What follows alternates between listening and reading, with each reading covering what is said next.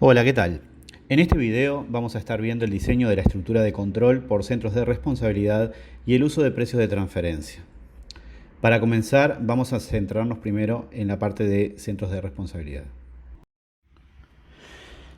Vamos a ver primeramente 4 tipos básicos de control, organizados en función de las características del entorno, dividiéndolo entre entorno estable o dinámico, y en función del grado de centralización o descentralización de la toma de decisiones. También vamos a organizar estos sistemas de control en función del tamaño de la organización, entre organizaciones más pequeñas o más grandes, y si son más formalizadas o menos formalizadas. Estas son las características que se usan entonces para marcar las tipologías de los sistemas de control. Si tenemos entornos más estables, podremos tener sistemas de control más estructurados y permanentes en el tiempo, porque el propio entorno permanece. En cambio, si el entorno es más dinámico, necesitaremos un sistema de control que sea más flexible para que pueda acompañarlo. Entonces, entornos más estables permiten sistemas de control más estables y entornos más dinámicos requieren sistemas de control más flexibles. A su vez, deberemos tener en cuenta el nivel de centralización o de descentralización imperante en la empresa. Un negocio pequeño tendrá seguramente un sistema de decisión más centralizado y el sistema de control por ende será más básico o simple. Pero si avanzamos a una descentralización más fuerte, vamos a tener mayor discrecionalidad individual y por lo tanto será necesario controlar más. Por otro lado, si la organización es más pequeña, tendremos una preferencia por mecanismos más informales, mientras que si la organización es de mayor dimensión, tendremos mecanismos de control más formalizados. Esto por supuesto es una tipología, nos facilita identificar en la realidad los distintos tipos de control imperantes y también nos ayuda a diseñarlos en función de cómo es la empresa, el entorno y la descentralización de la toma de decisiones. Pero debemos tener en cuenta que no hay en la realidad sistemas de control puros, sino que lo que se dan son mezclas. Repasando la tabla entonces, en un entorno más estable y con decisiones centralizadas, podemos ver que tenemos organizaciones de tipo más pequeño, en donde su propietario podrá estar más inclinado a una baja formalización. Y aquí tenemos lo que se llama un tipo de control familiar.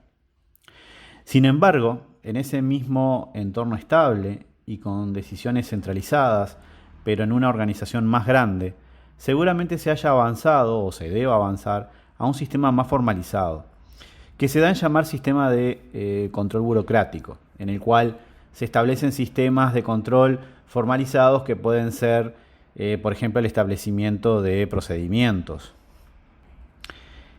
En entornos más competitivos, los mecanismos tienen que ser más flexibles y por lo tanto las decisiones deben descentralizarse más. Y si la organización es más pequeña, como los mecanismos son menos formales, lo que se utilizan son básicamente controles de tipo cultural y de fomento de la pertenencia, lo que se da en llamar un sistema de control ad hoc, que es típico de empresas que requieren un gran dinamismo y tienen una fuerte beta cultural y creativa. Y si en ese mismo entorno competitivo y con mayor descentralización la empresa fuere de un tamaño mayor, se vuelven necesarios sistemas de control más formales y ahí en general se da lo que se llaman los mecanismos de control por resultados, los cuales son más cuantitativos como vamos a ver aquí. Habiendo introducido esta tipología de sistemas de control, ahora nos vamos a centrar específicamente en el control por resultados. Vimos que el control por resultados implicaba una mayor descentralización. De hecho, la celda de la matriz control por resultados se encuentra bajo la columna descentralización. ¿Qué significa esto?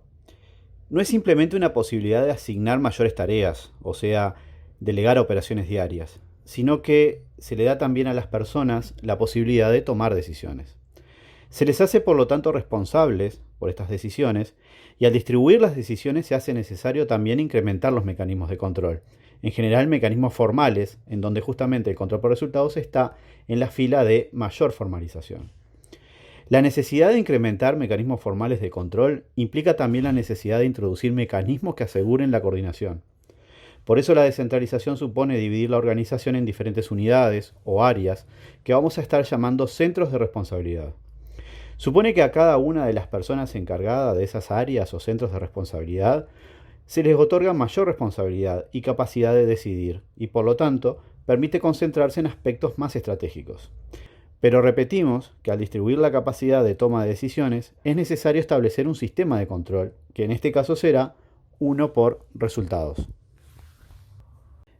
Vemos que el control por resultados puede darse en entornos de actividades relativamente rutinarias, frecuentemente en un entorno altamente competitivo que requiere descentralización de decisiones y otorgamiento de pautas claras a las personas que van a decidir sobre cuáles son las líneas o los caminos para la toma de decisiones.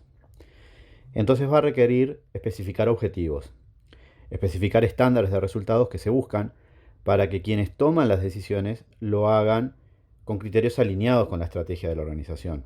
Por eso, la necesidad de que dichos objetivos y estándares de resultados sean claros. En ese marco, también se requiere una cierta planificación financiera, por ejemplo, presupuestando, para que en definitiva los mecanismos de control permitan a las personas que están tomando las decisiones poder tomarlas de forma coordinada y permitiendo un nivel de control por parte de los niveles superiores.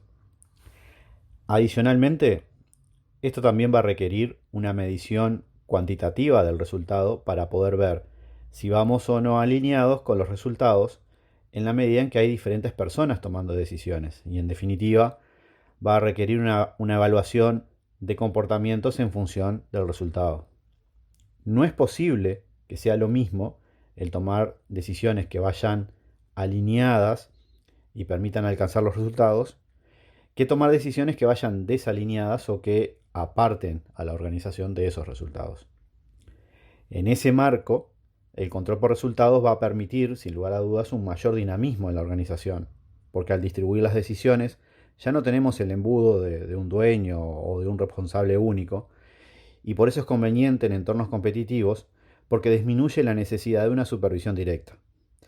Pero agrega el riesgo de prevalecer la orientación a los resultados a corto plazo, los aspectos financieros y el foco en las deficiencias internas versus los resultados de largo plazo o los aspectos no financieros.